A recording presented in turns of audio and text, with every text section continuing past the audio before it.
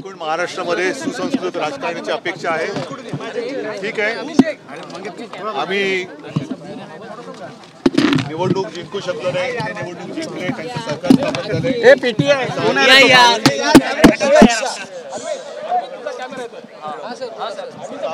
या सरकारकडनं महाराष्ट्राच्या हिताची अपेक्षा आहे, महाराष्ट्राच्या हिताचे निर्णय घेतले जातील ही अपेक्षा आहे। त्या व्यतिरिक्त बाकी ही निवडणूक कशी जिंकले, काय जिंकले, हे जे काय अनाकलनीय प्रश्न आहेत त्याच्याबद्दल आम्ही जनतेच्या माध्यमातून आवाज उठवत राहणार आहोत।